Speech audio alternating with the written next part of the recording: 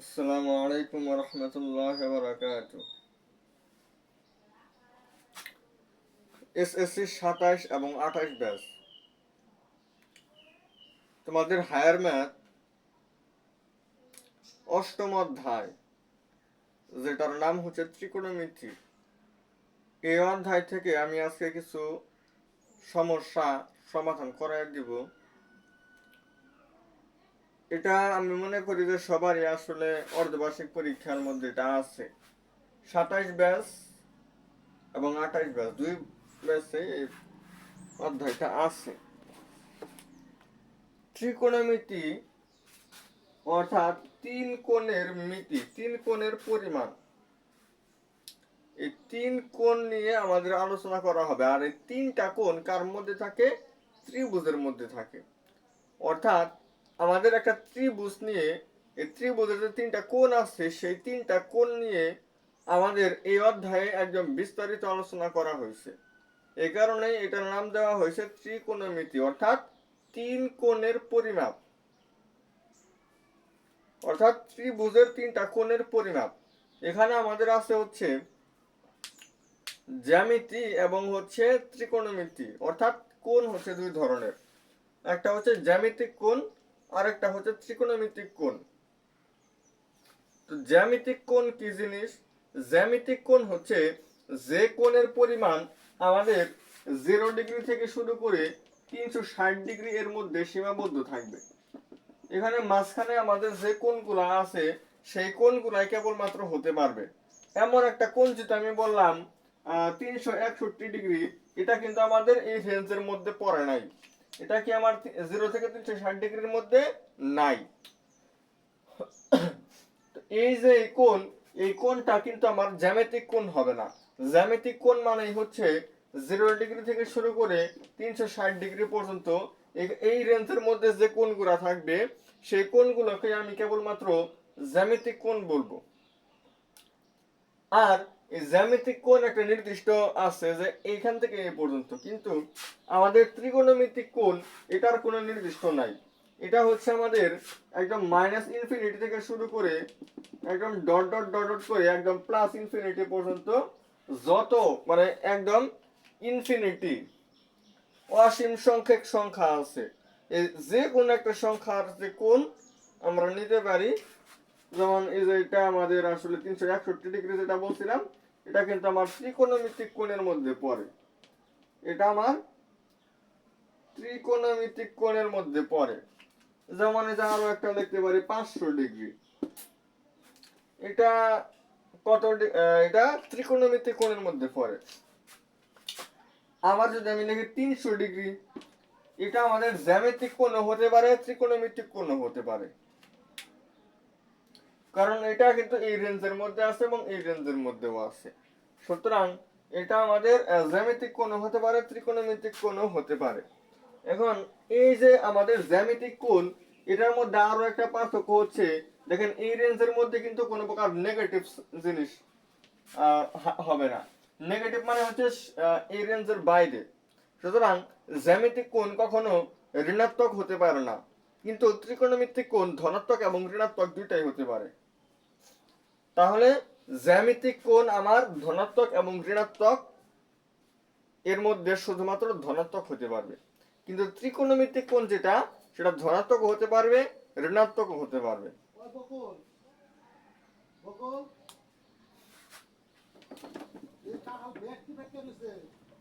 এখন এই কোণগুলা আমার ধনাত্মক হোক বা ঋণাত্মক হোক বা যে কোণই হোক, এখন এগুলোর মধ্যে আমাদের খুব সুন্দর একটা প্রশ্ন করতে হয় যে এই কোণগুলা কোথায় অবস্থিত। এটা কিন্তু আমাদের পরীক্ষায় আসে। আমাদের যে এমসিকিউ পরীক্ষা, মানে এই অধ্যায় থেকে যদি এমসিকিউ প্রশ্নগুলো করা হয়, সেখানে আমাদের দেখা যাবে যে এই প্রশ্নগুলো আইছে, যে আমাদের একটা কোণ দিয়ে বলছে এই কোণটা আমাদের কোথায় অবস্থিত, কয় নাম্বার চতুর্ভাগে অবস্থিত। তো সেটাই আমি বের করা শিখব। একটা কোণ যদি আমাদের ধনাত্মক হয়, তাহলে আমাদের ঘড়ির কাঁটা তো আমাদের এই দিক দিয়ে ঘুরে না। ঘড়ির কাঁটা কি করে? আমাদের এই দিক থেকে ঘুরে ঘুরে এই যে এই দিকে ঘুরে। ঘড়ির কাঁটা তো দেখছেন দেওয়াল ঘড়ি। দেওয়াল ঘড়ি কিন্তু আমাদের এইদিকে ঘুরে। এখন কথা হইতেছে ঘড়ির কাঁটা যেদিকে ঘুরে এদিকে ঘুরবে হচ্ছে আমাদের নেগেটিভ, অর্থাৎ নেগেটিভ কোণ। এটা হচ্ছে আমাদের ঘড়ির কাঁটা যেদিকে ঘুরে সেদিকেই ঘুরবে। আর পজিটিভ কোণ যদি আমরা নেই তাহলে এটা হচ্ছে ঘড়ির কাঁটা আমাদের এদিকে ঘুরে, এটা হচ্ছে আমাদের বিপরীত দিকে ঘুরবে, অর্থাৎ এদিকে ঘুরবে। এখানে 4টা চতুর্ভাগ আছে, এটা হচ্ছে আমাদের প্রথম চতুর্ভাগ, এটা হচ্ছে দ্বিতীয় চতুর্ভাগ, তৃতীয় চতুর্ভাগ, চতুর্থ চতুর্ভাগ। আমি বোঝাইতেছি হচ্ছে একজন স্টুডেন্ট অর্ধবার্ষিক পরীক্ষায় যে জায়গায় যে ভুল করে সেই জায়গাটা আমি ধরায় দেওয়ার চেষ্টা করতেছি। তাহলে নেগেটিভ কোণ মানে হইতেছে ঘড়ির কাঁটা যেদিকে ঘুরে সেদিকে ঘুরবে, আর পজিটিভ কোণ মানে ঘড়ির কাঁটা যেদিকে ঘুরে সেটা বিপরীত দিকে ঘুরবে। আমার এক স্টুডেন্টকে আমি গতদিন প্রশ্ন করছিলাম যে বলেন তো দেখি 500 ডিগ্রি এটা কত নাম্বার চতুর্ভাগে অবস্থিত। এখন কি আর বলবো, অ্যান্সার দিতেই পারে না। তো এটা আসলে মনে করলাম এটা অনেকেরই আসলে সমস্যা হতে পারে, তো এটা নিয়ে একটা ভিডিও বানাই এবং এটা সমাধান করাই দিই। আরো একটা অধ্যায় নিয়ে একটু আলোচনা করব। তো যাই হোক, 500 ডিগ্রি এটাকে আমরা আমাদের কোন যাই দেওয়া থাক এটাকে আমি 90 দিয়ে ভাগ করব। 90 দিয়ে ভাগ করলে আমি 500 ভাগ 90 করলাম, এটা কাটা যাবে, তাহলে 50 ভাগ 9, এটা আসতেছে, এটা করলে কত আসে, এখানে 50 দিব, 5 নং হইতেছে 45, 5 থাকে জানে দশমিক দিয়ে শূন্য দিলাম, তাহলে আবারও তো 5 দিয়ে দিব, তাহলে কি 5 কি বারবার আসবে না? আর যে সংখ্যাটা বারবার আসে ওটা আমরা পনে পনে দিতে পারি।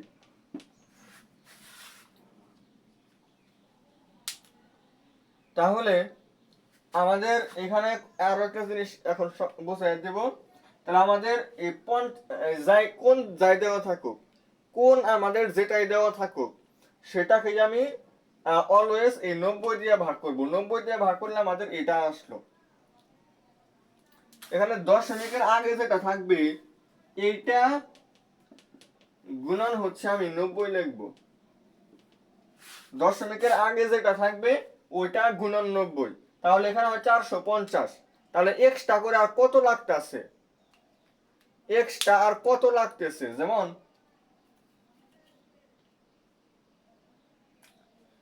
এখানে 450 হয়, আর যদি এক্সট্রা করে আমি আর 50 যোগ করি তাহলে কিন্তু আমার 500 মিলবে, অর্থাৎ এক্সট্রা করে আমার 50 আরো যোগ করা লাগবে। এটা হচ্ছে আমাদের একটা ধনাত্মক কোণ। এখানে যে জিনিসটা বোঝাইতে চাইলাম সেই জিনিসটা হইতাছে আমাদের এই যে পৌনঃপুনিক যুক্ত সংখ্যা, এই যে উপরের সংখ্যাটা থাকলে এটাকে বলে আমরা পৌনঃপুনিক, এই ফোটা। তো এই সমস্ত এই সংখ্যাগুলা এটা আমাদের কিন্তু মূলদ সংখ্যা। তো এই সমস্ত সংখ্যাকে আমরা কিভাবে একটা ভগ্নাংশে প্রকাশ করতে পারি সেই জিনিসটাই দেখাবো।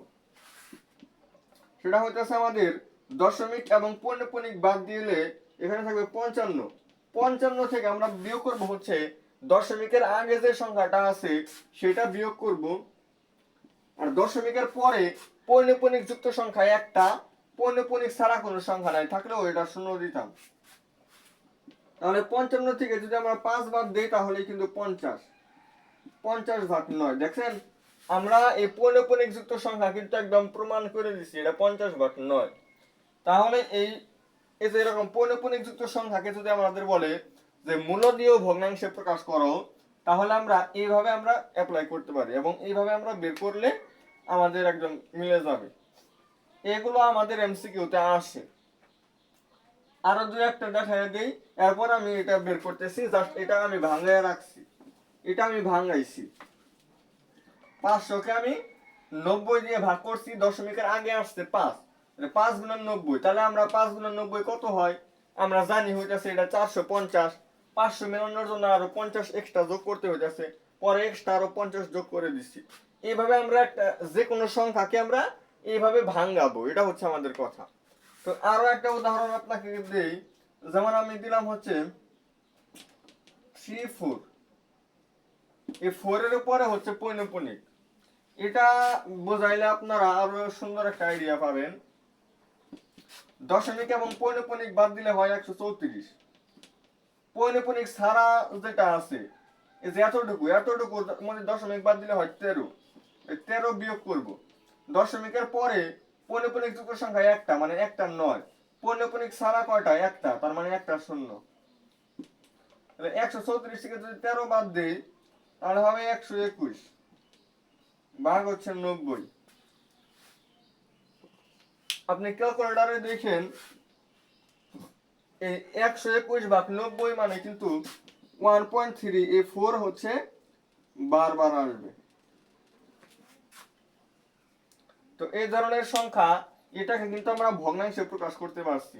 আর ভগ্নাংশে প্রকাশ করতে পারছি মানে এটা হচ্ছে মূলত এগুলা কিন্তু আমাদের বাস্তব সংখ্যা নামক যে অধ্যায়টা, এই অধ্যায়টাতেও আমাদের অনেক কাজে দিবে। তো এবার আসেন, এটা যেহেতু ধনাত্মক কোণ তাহলে এদিকে ঘুরবে। এখান থেকে যদি আমি মানে এখানে আমাদের এটা হচ্ছে এক্স অক্ষ আর এটা হচ্ছে আমাদের ওয়াই অক্ষ। এই এক্স অক্ষ থেকে সরাসরি আমরা ঘুরতে ঘুরতে যখন ওয়াই অক্ষ পর্যন্ত, এখান থেকে ঘুরতে ঘুরতে যখন আমি এইদিকেই তো যাবো, কারণ এটা ধনাত্মক কোণ। এখানে আসলে যখন একদম সরাসরি আমরা ওয়াই অক্ষে এসে পড়লাম তখন আমাদের ঘুরতে হয়েছে 90 ডিগ্রি। এরকম কয়টা 90 আছে এখানে?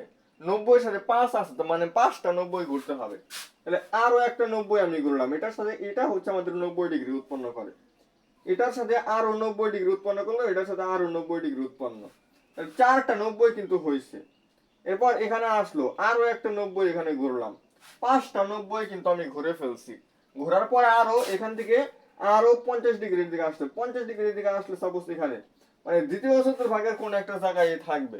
তার মানে এই 500 ডিগ্রি এটা হচ্ছে আমাদের 2 নম্বর চতুর্ভাগে অবস্থিত। আরো দুই একটা উদাহরণ দেই তাহলে আরো বুঝতে পারবেন। এটা আপনাদের এমসিকিউতে অবশ্যই আসবে। এটা কোনো না কোনো অর্ধবার্ষিক মানে স্কুলে, এটা ম্যাক্সিমাম স্কুলে এটা দিবে। এবং আমাদের সময়ও এই এমসিকিউ গুলা খুব আসতো আর কি। অর্ধবার্ষিকেও আসতো, বার্ষিকে আসতো, এমনকি বোর্ড পরীক্ষাতেও এই টাইপের প্রশ্ন আসে। একটু বড় দেখে করাই 1045।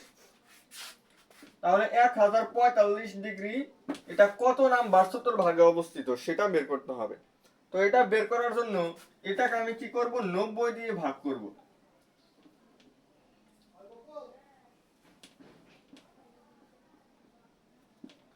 1 দিলে হয় 90, এখানে হয় 14, বিয়োগ করলে তো 14 হইতাছে। 14 হইলে 90 তো আর 14 এর মধ্যে যায় না, 5 কেটে আনবো।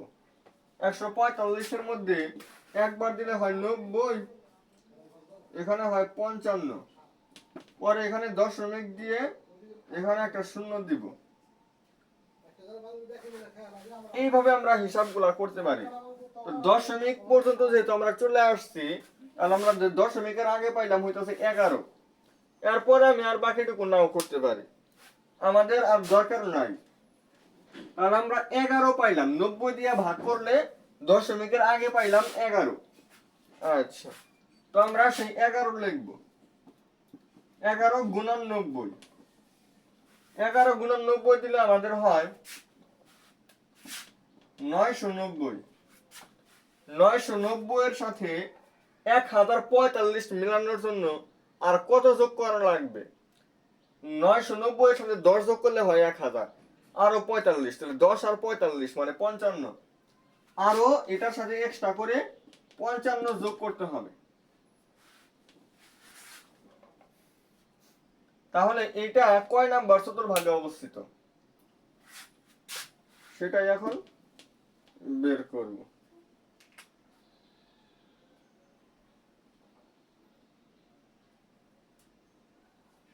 আচ্ছা দেখেন, যাই হোক, তো 11টা 90 ঘুরতে হবে। এটা আমাদের 1 নাম্বার 90 তো এই চতুর্ভাগেই হয়। এখান থেকে এ পর্যন্ত আমরা আসি, ধনাত্মকের কারণে আমরা এদিকে ঘুরবো, তাহলে এখানে একটা 90, এখানে হবে দুইটা 90, 3 4 5 6 7 8 9 10 11, 11 90 মানে যে এই পর্যন্ত আসবে। এরপরে আরো 55 ডিগ্রি মানে এই যে 4 নাম্বার চতুর্ভাগে অবস্থিত হবে। তাহলে 1045 এটা হচ্ছে আমাদের 4 নাম্বার চতুর্ভাগে অবস্থিত। এবার আমরা একটা ঋণাত্মক দেখব, যে একটা ঋণাত্মক কোণ সেটা আমরা কিভাবে বের করতে পারি। যদি একটু সেম আমি একটা বোঝাই দিলেই আপনারা বুঝবেন। স্টুডেন্ট তোমরা এখানে এই ভুলগুলাই করে থাকো, সো এগুলা বুঝাই দিতেছি যাতে এই সমস্যাগুলো না হয় অর্ধবার্ষিকে। অর্ধবার্ষিক পরীক্ষার আগে যদি এই ভিডিওটা কেউ দেখে যায়, তারপরে ও 5 থেকে 6টা এমসিকিউ কারেক্ট করতে পারবে। কারণ এই কোণ নির্ণয়, রেডিয়ান, ডিগ্রি, ডিগ্রি, রেডিয়ান এগুলো একটু দেখাই দিব। এরপরে একটু বহুপদী নিয়ে একটু আলোচনা করে দেই, এরপর হচ্ছে আমাদের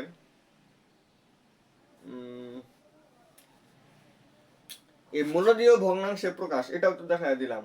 এটা আমাদের সপ্তম অধ্যায়ের জন্য কিন্তু গুরুত্বপূর্ণ। সপ্তম অধ্যায় থেকে ওইটা আসে, তো মোটামুটি ঘুরে ফিরে কিছু কমন পড়বে। আর বেসিক আরো 2-1টা জিনিস একটু দেখাই দিব। এই ভিডিওটা কেউ দেখে গেলে সেও 7 থেকে 8টা এমসিকিউ কমন হবে। -720 মাইনাস বলতেছে যে এইদিকে ঘুরতে হবে। মাইনাস একটা কথাই বলে, মাইনাস বলে যে এইদিকে ঘুরতে হবে, শেষ। আর আমরা এইদিকে ঘুরবো, এটা সিদ্ধান্ত নিলাম। এখন মাইনাসের কাজ শেষ। আমরা এটাকেও সেম ভাবে ভাঙাবো। 8 ইন্টু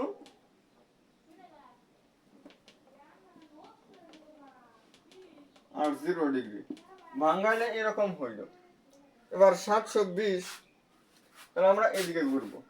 1টা 2টা 3টা 4টা 5টা 6টা 7টা 8টা একদম সরাসরি ওয়াই অক্ষের উপর অবস্থিত হবে। কারণ এখানে যেহেতু 0 ডিগ্রি মানে এই পর্যন্ত আসলো, 0 ডিগ্রি মানে 1 ডিগ্রি এদিকেও যাবে না, 1 ডিগ্রি এদিকেও যাবে না, একদম সরাসরি ধনাত্মক ওয়াই অক্ষের উপরে থাকবে। এই ওয়াই অক্ষ এটা হচ্ছে পজিটিভ, এটা হচ্ছে এটা পজিটিভ, এটা হচ্ছে নেগেটিভ, এটা পজিটিভ, এটা হচ্ছে নেগেটিভ। তাহলে ধনাত্মক ওয়াই অক্ষের একদম উপরে অবস্থান করবে এই কোণ। তাহলে একটা কোণ শুধুমাত্র একটা চতুর্ভাগে অবস্থিত করবে ওটা না, একটা অক্ষের উপর একদম অবস্থিত হইতে পারে।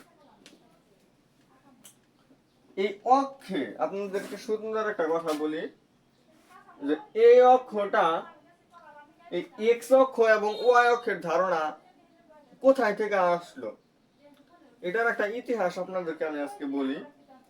সেটা হচ্ছে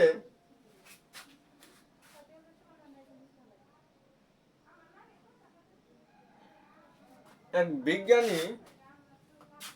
বিজ্ঞানীর নামটা আমাদের মনে আসতেছে না, যাই হোক, বিজ্ঞানীটা করছে কি, একদিন হইতেছে তার বিছানায়, তার ঘরে তার বিছানায় শুয়ে আছে। এখন সে দেখতে পারতেছে যে উপরে একটা মশা উঠতেছে। তো এই মশাটা কোথায় থেকে কোথায় গেল, কোন দিকে যাইতেছে, আবার কোথায় আসতেছে, এই জিনিসটা একটু পর্যবেক্ষণ করছে। পর্যবেক্ষণ করার পরে আবার এটা কেন জানি তার অন্য একজন বন্ধুর সাথে সেটা শেয়ার করছে, যে কালকে আমি মশার এই কাহিনীগুলো দেখলাম। আচ্ছা, এবার তার বন্ধু বলতেছে, আচ্ছা এই মশাটা কোথায় আসছিল, বলে যে আমার স্লিং এর ওইখানে, মানে একদম উপরে ছিল। এখন বলে যে আচ্ছা বুঝলাম স্লিং এর ওইখানে আসছিল, বাট এটা মূলত এটা একদম এটার পয়েন্ট, কোন পয়েন্ট এটা আসছিল, একদম ঠিক কোন জায়গায় আসছিল, এটা তো বলতে পারি না। তখন তারা হইতেছে যে দুইটা এরকম কোট কাটলো, এদিকে একটা দাগ দিল, এদিকে একটা দাগ দিল, দেয়া বললো এটা থেকে এতটুকু দূরে এবং এটা থেকে এতটুকু দূরে অমুক পয়েন্টে অমুক জায়গায় এটা আছে। তখন থেকেই হইতাছে আমাদের এটা আমাদের এদিকে দাগ দিছিল, এটা হচ্ছে আমাদের এক্স অক্ষ, আর এদিকের দাগটাকে আমরা ওয়াই অক্ষ হিসাবে এ পর্যন্ত চিনে আসতেছি। তো ওইখান থেকে আমাদের মূলত স্থানাঙ্ক জ্যামিতির সূচনাটা হয়েছিল, এবং স্থানাঙ্ক জ্যামিতি থেকে কিন্তু আমাদের এই চতুর্ভাগটা আসছে। এখন আমরা এটা বিভিন্ন জিনিসের অবস্থান নির্ণয় করার জন্য মূলত এটা আমাদের স্থানাঙ্ক জ্যামিতি থেকে আমাদের এই চতুর্ভাগটা আসছে, কিন্তু আমরা এটা এখন ত্রিকোণমিতিতে ব্যবহার করে থাকি। কারণ একটা কোণ বা যে কোনো একটা জিনিস মূলত কোথায় আছে, একটা জিনিস মূলত কোথায় আছে সেটার অবস্থানটা নির্ণয় করার জন্য এটা বানানো হয়েছে। তো আমাদের যে কোণ, কোণ আমাদের হতে পারে ষাটমূলক পদ্ধতি, আরেকটা হচ্ছে বৃত্তীয় পদ্ধতি। ষাটমূলক হতেছে আমাদের ডিগ্রি, মিনিট বা সেকেন্ড। এই যে গোল দিলে হয় ডিগ্রি, একটা দাগ দিলে মিনিট, দুইটা দাগ দিলে হয় সেকেন্ড। তো এই জিনিসগুলো হইতেছে আমাদের ষাটমূলক। আর ডিগ্রির আরো একটা আছে হচ্ছে আমাদের রেডিয়ান। রেডিয়ান হইতেছে আমাদের, আর এটা হচ্ছে আমাদের বৃত্তীয় পদ্ধতির ক্ষেত্রে আমরা এটা ব্যবহার করি। আমরা যদি একটা বৃত্ত অঙ্কন করি,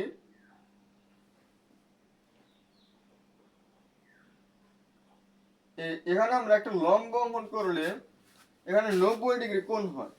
তো এই লম্বকে আমরা হইতেছে সমান 90 ভাগে ভাগ করলে এর একটা অংশকে, মানে একটা সমকোণকে যদি আমরা সমান 90 ভাগে ভাগ করি, তাহলে একটা অংশকে আমরা বলবো হইতেছে 1 ডিগ্রি, এবং 1 ডিগ্রিকে সমান 60টা ভাগে ভাগ করলে তার একটা অংশকে বলবো আমরা 1 মিনিট।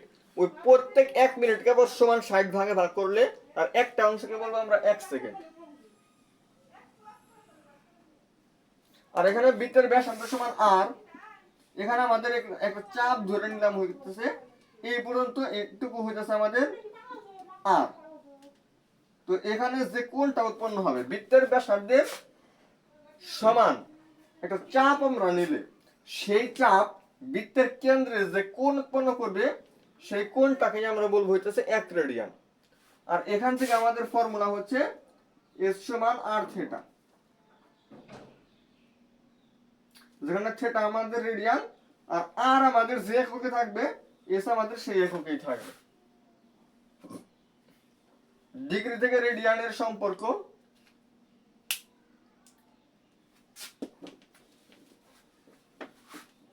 এক্স ডিগ্রি সমান এক্স পাই বাই 180। এগুলো অ্যাপ্লাই করে আমরা রেডিয়ান থেকে ডিগ্রি, ডিগ্রি থেকে রেডিয়ান, এগুলোর মধ্যেও আমরা নিতে পারি। তো এরপর একটু বহুপদী নিয়ে আলোচনা করতে চাইছিলাম। তো বহুপদী নিয়ে বলি। বহুপদীর দুইটা, এটা আমাকে অনেকজনে প্রশ্ন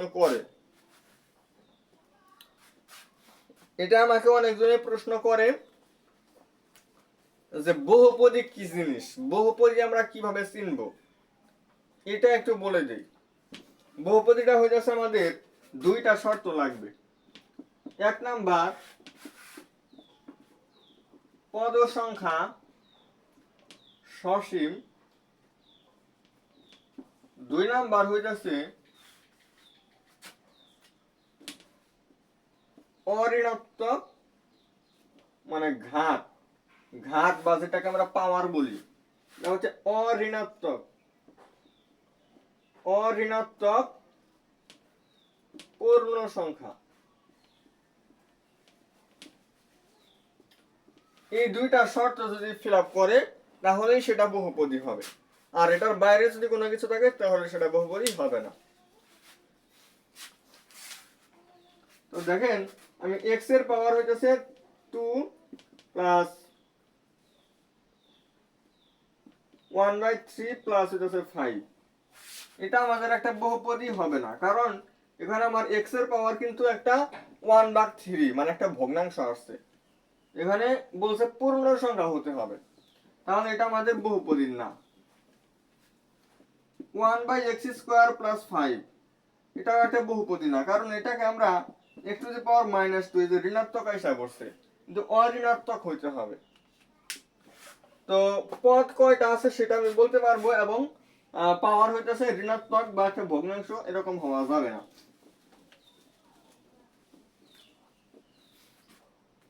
যেমন এই যে এটা x square minus 5x plus 6, এখানে কিন্তু তিনটা পদ আছে, আমরা বলতে পারতেছি এই পদের পাওয়ার 2, এই পদের পাওয়ার 1, আর এটা হচ্ছে ধ্রুবক পদ, যেটাকে আমরা x এর পাওয়ার 0 লিখতে পারি।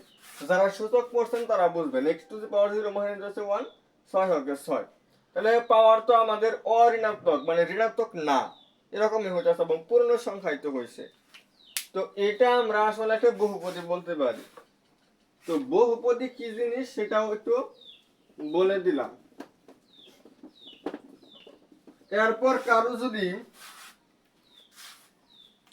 দ্বিপদী বিস্তৃতি, আচ্ছা এটা একটু বলে দেই, স্থানাঙ্ক জ্যামিতির ক্ষেত্রে দুইটাই যদি পজিটিভ হয় তাহলে প্রথম চতুর্ভাগ, এটা যদি নেগেটিভ হয় দ্বিতীয় নম্বর চতুর্ভাগ, দুইটাই নেগেটিভ হয় 3 নম্বর চতুর্ভাগ, এটা হচ্ছে আমাদের 4 নম্বর চতুর্ভাগ। এটা আমরা মনে রাখবো, দূরত্বের সূত্র আমরা মুখস্থ করে যাব। 11.1, 11.2 এগুলাই থাকবে, খুব বেশি থাকবে না।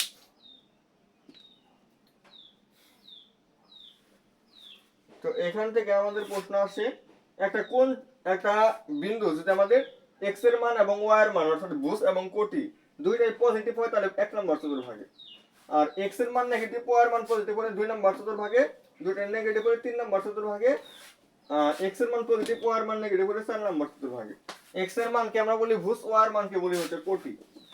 সর্বলাস্ট আমি যে জিনিসটা একটু দেখায় দিব আপনাদের অর্ধবার্ষিক পরীক্ষার জন্য, সেই জিনিসটা হইতাছে x plus y to the power n। এখানে পদ সংখ্যা হইতাছে, এখানে দুইটা পদ আছে, দুইটা পদের বিস্তৃতি, কারণ এই অধ্যায়টার নামই দেওয়া হয়েছে দ্বিপদী বিস্তৃতি অর্থাৎ দুই পদের বিস্তৃতি। তো এখানে যে জিনিসটা হয়, এটার পদের সংখ্যা হবে n+1। এই কথাটা মনে রাখবো, এখানে যে দুইটা পদ হয় পাওয়ার যেটা থাকবে ওটার সাথে জাস্ট এক যোগ করব। যেমন ধরেন x plus y whole square, এটার পদ কয়টা, 2 এর সাথে 1 যোগ করলে 3 হয়। দেখেন তো তিনটা পদ কি না, x square plus 2xy plus y square, তিনটা পদই আছে। আবার যদি আমি x to the power x plus y to the power 3 দেই, এখানে দুইটা পদ আছে যেহেতু, তাহলে 3 এর সাথে 1 যোগ করলে 4, চারটা পদই তো হয়, x cube plus 3x square y plus 3xy square plus y cube. তো এটার সাথে যদি দুইটা পদ যদি থাকে আমরা হয়ে যাচ্ছে এক যোগ করে দেব। আর আমাদের যদি কখনো দেখি তিনটা পদ আছে বা চারটা পদ আছে, পাঁচটা পদ যদি থাকে, ওইগুলাকেও আমরা কি করতে পারবো, একটা জিনিস খেয়াল করবেন, আমাদের যে কয়টা পদই দেওয়া থাকুক না কেন, ব্র্যাকেটের ভিতরে যদি 3টা 4টা বা 5টা পদ যদি দেওয়া থাকে, ওইটাকেও আমরা ওই দুইটা পদের সাহায্যে নিতে পারি। যেমন একটা প্রশ্ন আপনাদেরকে আমি দেখাইলেই বুঝবেন,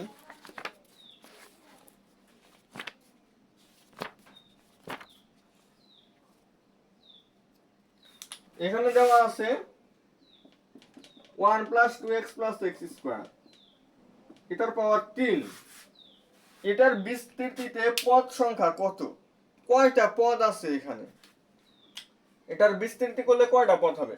এই যে দেখেন 1 plus 2x plus x square, এটাকে লেখা যায় 1 plus x হোল স্কয়ার, আর এটা পাওয়ার হচ্ছে 3, পাওয়ার গুণন 1 plus x এর পাওয়ার 6, এটা যেটার সাথে এক যোগ করব কত 7।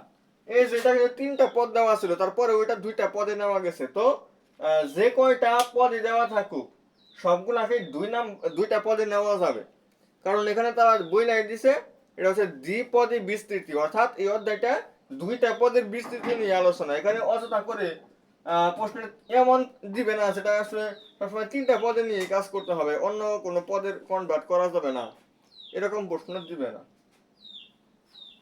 তো আজকে একটু গুরুত্বপূর্ণ জিনিসগুলো যেগুলো পরীক্ষায় আসে বা স্টুডেন্টরা অনেক ভয় পায়, বলে এই জিনিসটা একটু সমস্যা, এরকম জিনিসগুলো আজকে সমাধান দিলাম।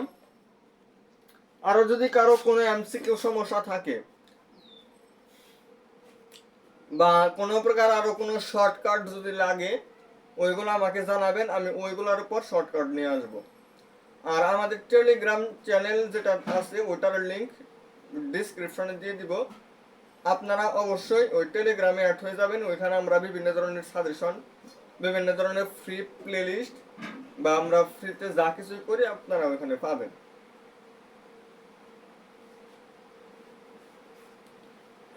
তো সবাই ভালো থাকেন। আসসালামু আলাইকুম ওয়া রাহমাতুল্লাহি ওয়া বারাকাতুহু।